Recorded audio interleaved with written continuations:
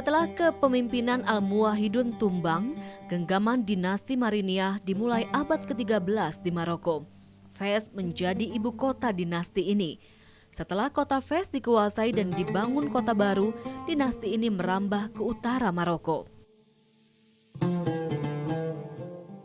Semasa pemerintahan Mariniyah, perluasan daerah terus dilakukan.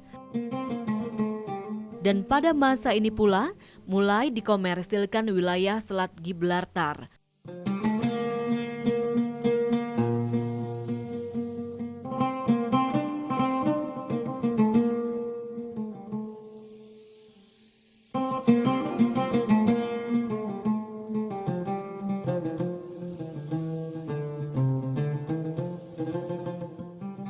Di kota Fez tetap dibangun beberapa sekolah, sehingga ilmu pengetahuan dapat menjadi pondasi dalam bernegara. Salah satunya adalah Madrasah At-Tarin. Madrasah ini dahulu digunakan sebagai tempat belajar para pekerja kerajaan. Tujuannya agar sendi-sendi bernegara dipegang orang yang cakap ilmu, bukan dari kalangan dukun sihir yang dahulu memegang kendali.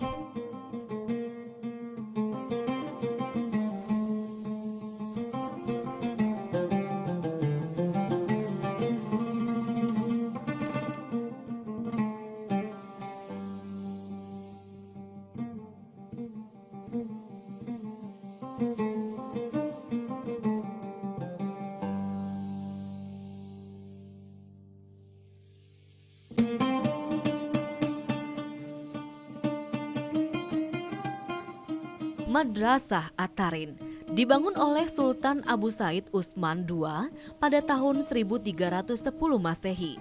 Nama At-Tarin diambil dari nama pasar rempah-rempah dan parfum tempat madrasah ini berdiri. Letak madrasah ini berdekatan dengan Qarawiyyin, masjid sekaligus universitas tertua di dunia.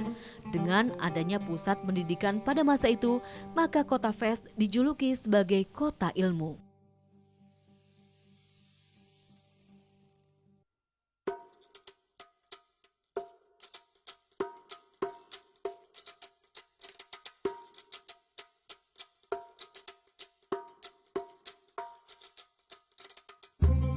Bentuk dan arsitektur Madrasah At-Tarin mirip dengan Madrasah Ibnu Yusuf di Marrakesh. Karena memang kedua madrasah tersebut didirikan pada era yang sama, baik dari sisi ukiran maupun posisi ruangan.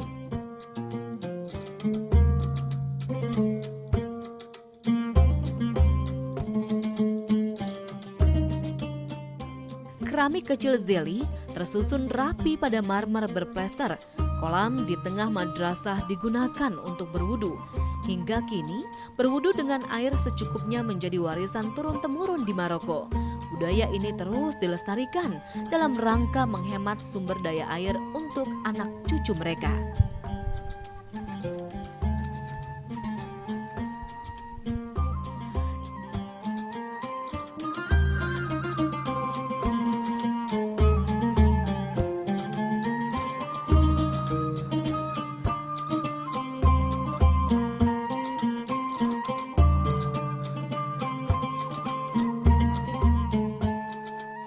Di era Mariniyah ini pula, hidup seorang pengelana muslim terkenal, Ibnu Battuta.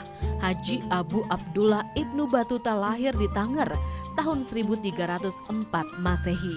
Ibnu Battuta dikenal sebagai pengembara ulung yang telah menembus kawasan Asia hingga ke Pulau Sumatera. Perjalanan tersebut dibukukan oleh Ibnu Zuzi dalam kitab yang terkenal yaitu Rehla, yang berarti perjalanan.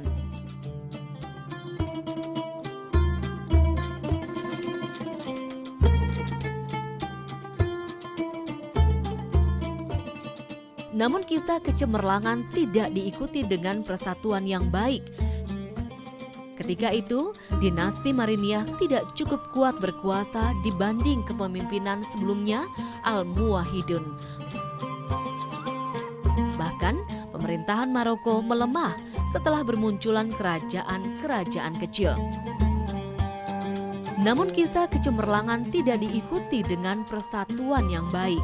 Ketika itu, dinasti Mariniyah tidak cukup kuat berkuasa dibanding kepemimpinan sebelumnya Al-Muwahhidin. Bahkan pemerintahan Maroko melemah setelah bermunculan kerajaan-kerajaan kecil. Dinasti independen lain yang muncul selain Mariniyah adalah dinasti Al-Hafsyun di Tunis. Kekuatan yang melemah tersebut berdampak pada luruhnya sendi Islam di Andalusia. Niat perluasan negeri Islam surut sudah. Peristiwa ini dalam bahasa Prancis biasa disebut Reconquista. Akhirnya perpecahan tersebut membuat Maroko tidak lagi mempunyai kekuasaan atas wilayah Andalusia. Yang tersisa hanyalah kerajaan kecil, yaitu Bani Nasir atau Bani Ahmar di Granada.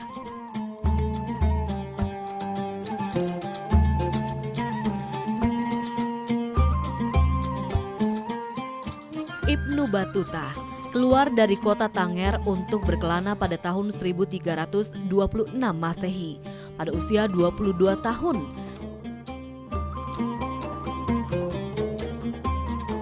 Selama 25 tahun berkelana, Ibnu Battuta memiliki 3 tujuan. Motif pertama adalah untuk menunaikan ibadah haji. Selain itu, untuk belajar ilmu dan budaya, serta membuka cakrawala berpikir. Selama perjalanannya, Ibnu Battuta beberapa kali menjadi hakim atau qadhi, antara lain di daerah Tunisia dan Delhi, India.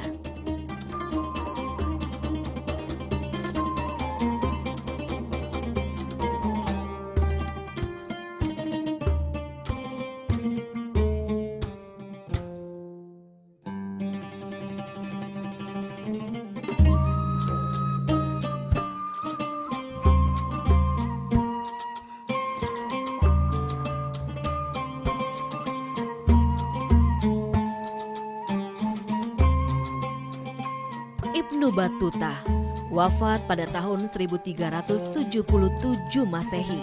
Makam yang sampai saat ini dipercaya sebagai kuburan Battuta berada di kota Tanger. Namun hal tersebut masih menjadi perdebatan. Karena di akhir masa hidupnya, Ibnu Battuta menghabiskan waktu di Tamsna. Ia menjadi qadhi atau hakim di wilayah tersebut.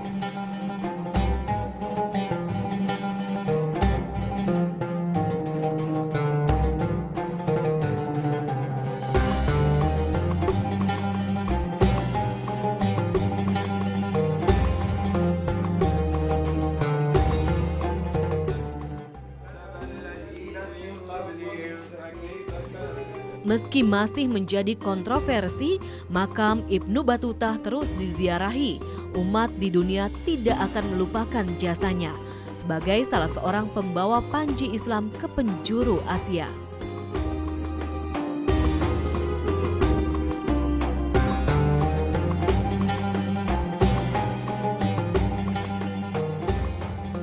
Setelah era Mariniyah, dinasti Wattasiyah turut berkuasa di Maroko selama 80 tahun. Setelah itu, kepemimpinan Sadi merebut kekuasaan di Maroko melalui pertempuran Tadla pada tahun 1554 Masehi. Keluarga Sadi mengaku sebagai keturunan dari Muhammad melalui jalur Ali bin Abi Thalib dan Fatimah Az-Zahra.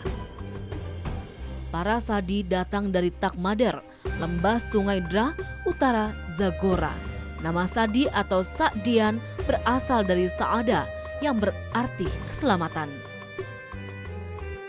Makam-makam raja dan keluarga Sadi dikebumikan dalam satu kawasan dengan benteng Aknou sebagai garda depan membentengi area pusara mantan penguasa Maroko. Para arkeolog menemukan kelompok makam ini pada tahun 1917.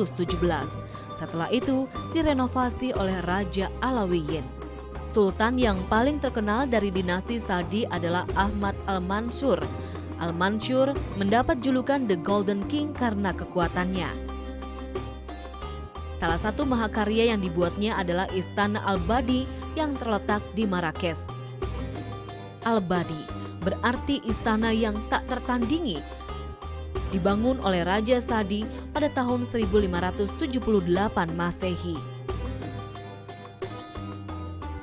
Pada masanya, Istana Al-Badi digunakan untuk lokasi festival dan acara kenegaraan raja. Bangunan asli diperkirakan terdiri dari 360 kamar. Istana megah ini dipakai untuk menerima tamu-tamu kehormatan kerajaan. Al-Badi diperkaya dengan hiasan kelereng asal Italia dan dilapis emas yang diimpor Sudan.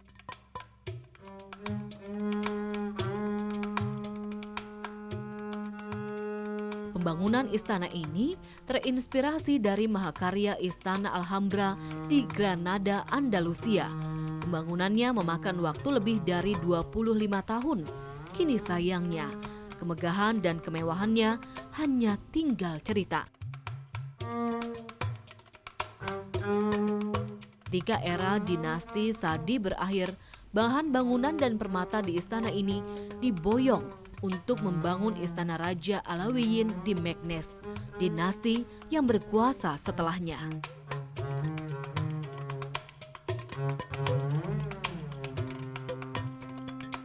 Islam di Maroko telah melewati masa pasang surut. Meski begitu, kegemilangan Islam tetap terpatri dalam budaya, bangunan, dan hati Muslim Maroko.